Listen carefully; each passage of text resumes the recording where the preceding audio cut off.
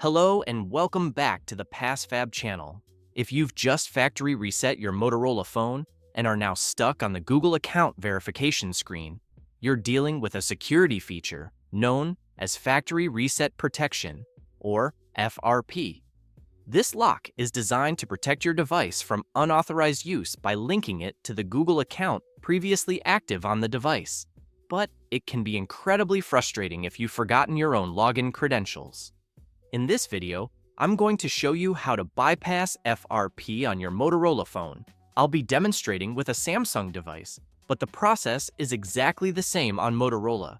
The first method to resolve this is to try recovering your Google account. Using a separate phone or computer, visit google.com, attempt to sign in, and select the Forgot Password option. Follow the verification steps, which may involve using a linked recovery email or phone number to set a new password. Once that is complete, you can return to your Motorola phone and enter the updated details to proceed with the setup.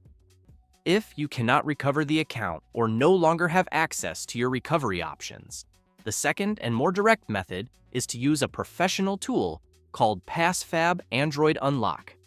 This software is a comprehensive all-in-one solution designed to bypass Google FRP on nearly all Android models. First, download and install the software on your computer using the link in the description, launch the program, and select Remove Google FRP from the main interface. Choose your phone brand and pick the correct Android version. Then connect your Motorola device to the computer. The tool will automatically begin the removal process, and your phone may restart several times during this procedure, which is completely normal. Once the process is finished and the device reboots to the setup screen, you will notice that the Google account verification step is gone, allowing you to tap Skip and continue setting up your phone as new. Within moments, you will regain full access to your home screen. If this tutorial helped you solve your problem, please give this video a thumbs up and subscribe to the channel for more straightforward tech solutions. Thanks for watching and see you in the next one.